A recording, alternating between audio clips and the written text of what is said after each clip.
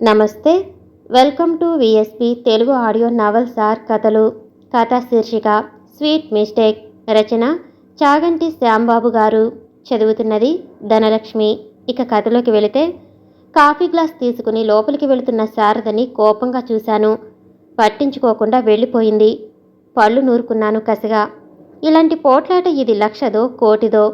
ప్రతిసారి పెద్ద యుద్ధం అవుతుంది. కాసేపు సత్యాగ్రహం సాగించి ఆ తర్వాత ఏడుపు బాణం వేసి నన్ను ఓడించి విజయగర్వంతో నవ్వుతుంది మా ఆవిడ. ఈసారి ఏమైనా సరే లొంగకూడదు. ఏడ్చి మొత్తుకున్నా సరే. బలమైన నిర్ణయం తీసేసుకున్నాను. స్నానానికి లేస్తారా? లేవను, అక్కర్లేదు అనేసి పుస్తకం చెడమడ చదివేయటం ప్రారంభించాను. టిఫిన్ పెట్టేనా? భోజనం చేసి వెళ్తానంటారా? మాట్లాడకుండా పక్కనున్న రేడియో వాల్యూమ్ పెంచాను. ఇదెక్కడి కోపం మహానుభావా? కోపమైతే తిట్టండి, అంతేకాని ఇలా స్నానం పాను మానుకుంటారా? చిరునవ్వుతో అడిగింది. ఎంత నిర్లక్ష్యం! నన్ను విసిగించుకు. వెళ్ళి నీ పని చూసుకో. నాకేం పని లేదు. తమ సేవే నా ప్రస్తుత కార్యక్రమం.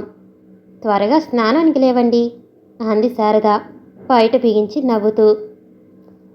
లేవను, అంతేకాదు నీ చేతులతో ఏమిచ్చినా పుచ్చుకోను అన్నాను కర్కశంగా. ఈ మాట శారదకి తగిలింది.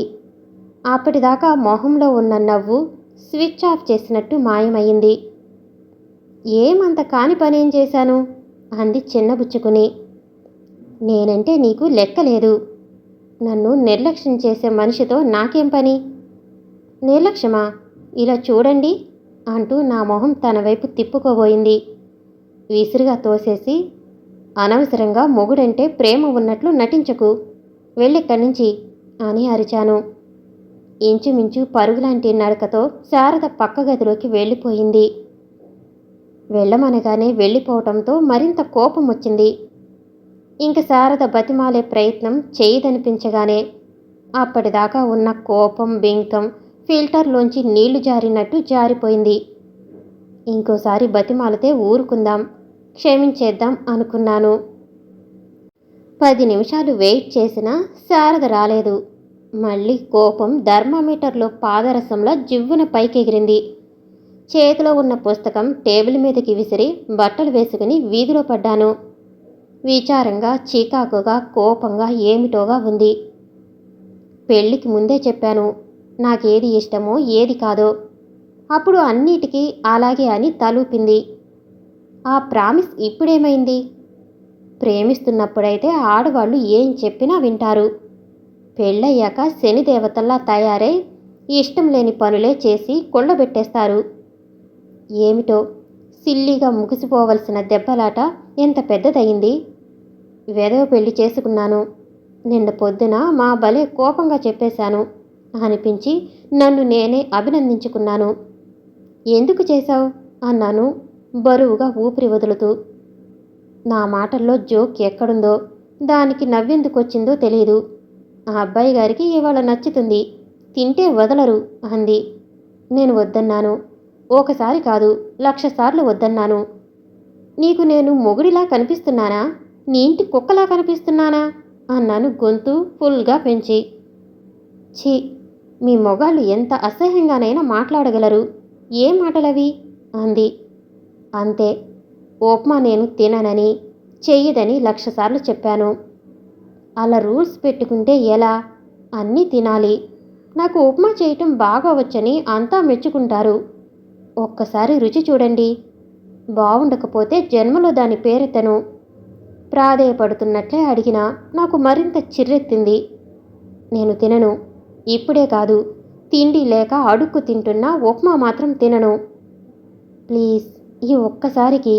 నాకు బాగా చేతనైంది మీకు పెట్టాలని నా కోరిక. నీకు బాగా వచ్చింది ఉప్మా చేయటం కాదు, మొగాడి మాటల్ని నిర్లక్ష్యం చేయటం. నీ కళ్ళకి నేనంత హీనంగా కనిపిస్తున్నాను కాబోలు. ముక్కుపుటాలు ఎగరేస్తూ తీవ్రస్థాయిలో అన్నాను. ఈసారి శారద మాట్లాడలేదు.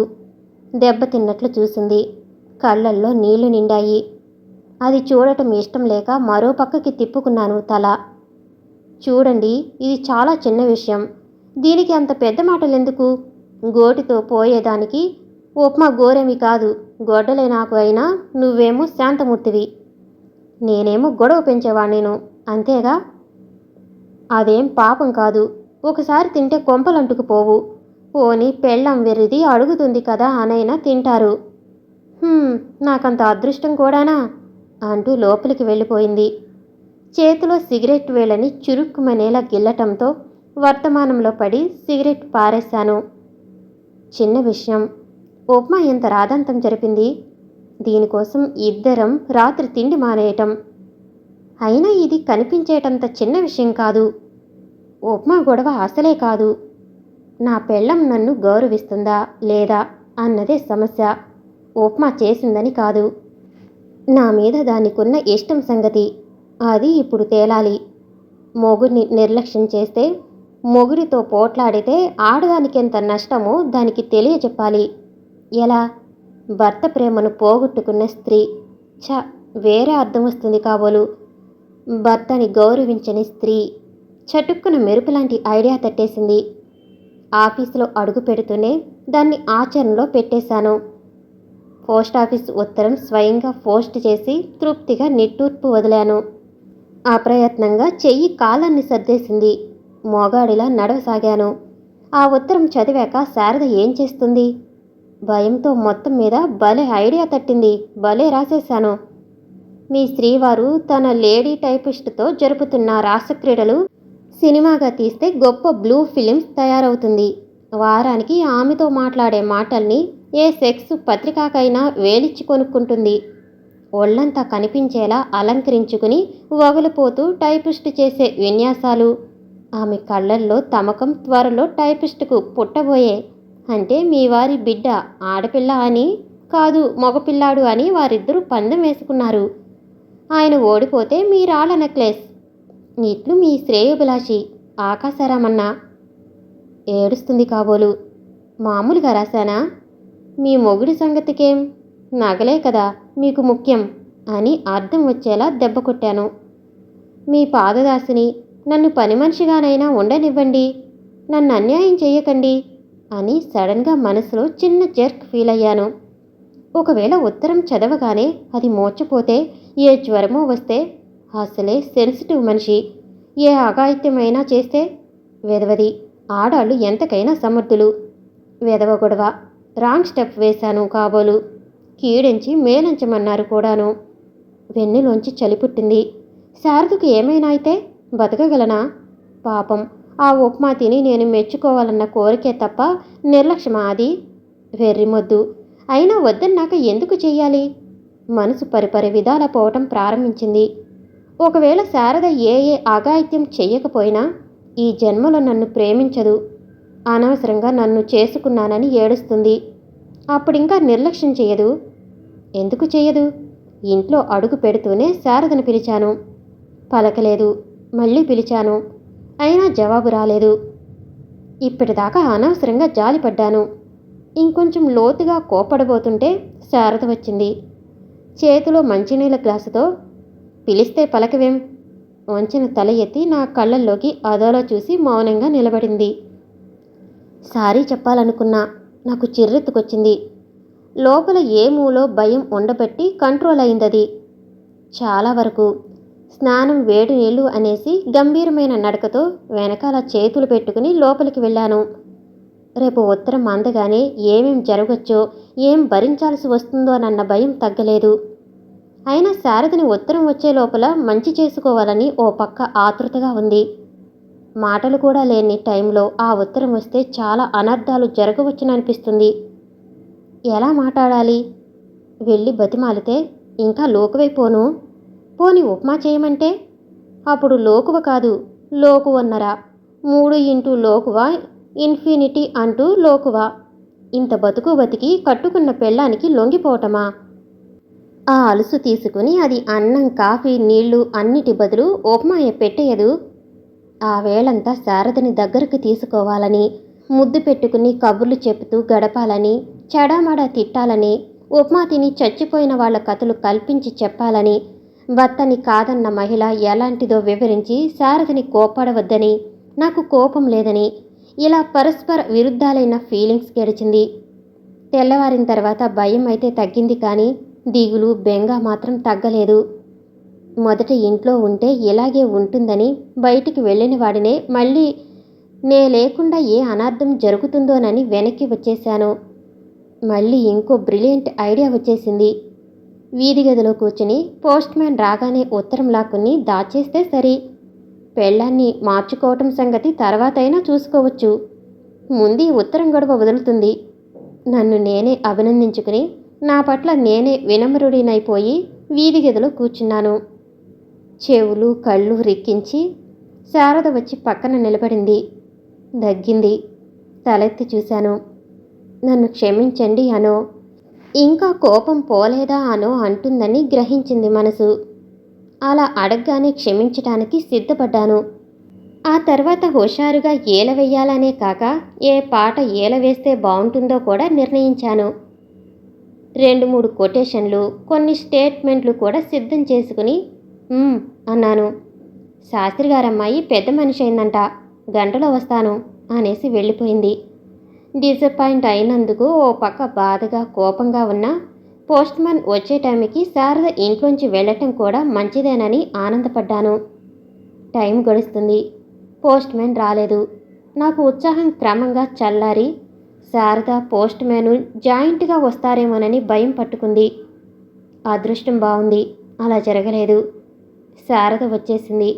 పోస్ట్ మ్యాన్ రాకుండానే. వచ్చింది వస్తూనే వీధి తలుపులు మూసేసింది. నాకు చెమటలు పట్టేశాయి. గుండె చెమటతో పోటీపడి ఏడాపేడా కొట్టుకుంటుంది. శారద నెమ్మదిగా వెనక్కి తిరిగి పరుగుతో వచ్చి నా కాళ్ళ దగ్గర కూర్చుంది. తల ఒడిలో పెట్టేసింది. మీరు చాలా ఫీల్ అయ్యారు కదూ, ఇంకెప్పుడు మిమ్మల్ని ఇలా విసిగించను అంది. ఏమిటి ఇంత హఠాత్తుగా పశ్చాత్తాపం? పోస్ట్ మ్యాన్ ఉత్తరం ఇచ్చాడు. అది చదవగానే అర్థమైంది నా మీద మీకెంత కోపం వచ్చిందో అని.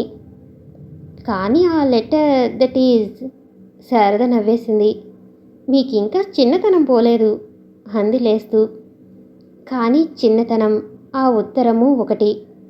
ఇంగ్లీష్ పిక్చరు మొదటిసారి చూస్తున్నట్లున్న నా పరిస్థితిని స్పష్టంగా వివరించాను. శారద మళ్ళీ నవ్వేసి నా బొగ్గ గిల్లేసి ముద్దెట్టుకుంది. ఆ ఉత్తరం నమ్మేశావా? ఎందుకు నమ్మను? అది రాసింది తమరేనని కూడా నమ్మేశాను. నేనా? నాకేం తెలుసు? ఆ మాత్రం బుర్ర లేదనుకున్నారా నాకు అంటూ లోపలికి వెళ్ళిపోబోయింది. పైగా సస్పెన్స్ ఒకటా? శారదా, ఎలా తెలిసింది ఆ ఉత్తరం నేనే రాశానని అన్నాను. చెప్పను, చచ్చినా చెప్పను, చెప్పనుగాక చెప్పను. పాట కూడా పాడేసాగింది. మా బంగారు తల్లివి కదూ, చెప్పేయమ్మా చెప్పేయి. ఉత్తరం టైపు చేశానా? కింద ఆకాశరామన్న అని ఎడంచేత్తో రాశాను. కొంపతీసి నీకు వేలిముద్రల ఎక్స్పర్ట్లు ఎవరైనా తెలుసా? ఇంకా నయం, జేమ్స్ బాండ్ మీ అన్నయ్య అన్నారు కాదు. అసలు మీకు ఆకాశరామన్న ఉత్తరాలు ఎలా రాయాలో తెలియదు. ఎలా రాయాలి? అది నాకు తెలియదు, కానీ ఎలా రాయకూడదో తెలుసు. చెబితే ఏమిటి లాభం? ముందు చెప్పు. చెప్పను, బేరం కుదిరాకే అంది మొండి నవ్వుతో. నువ్వు కాదు, మనిషి మొండి. ముందు చెప్పు, నీకు నచ్చే బహుమానమే ఇస్తా. అయితే విను. ఆకాశరామన్న ఉత్తరాలు లేవర్ హెడ్ మీద రాయకూడదు అనేసి తుర్రుమంది వంటింట్లోకి. నా వెర్రితనం, నా పొరపాటు చేసిన మహత్కార్యానికి హాయిగా నోరంతా విప్పేసి నవ్వుకోసాగాను. నవ్వు మరీ పెరిగిపోయింది. అది తారాస్థాయిలో ఉండగా వంటింట్లోంచి శారద కేక వినబడింది. నా ప్రజెంటేషన్ సంగతేమిటి అని. నవ్వు ఆపుకుని హాయిగా కుర్చీలో వెనక్కి వాలి అన్నాను. ఉప్మా చేసి పట్రా. సమాప్తం. నేను వినిపించే ఆడియో కథలు, నవల్స్ మీకు నచ్చినట్లయితే మరిన్ని కథల కోసం షేర్ చేసి, లైక్ చేసి, సబ్స్క్రైబ్ చేసుకోండి. Thank you for watching.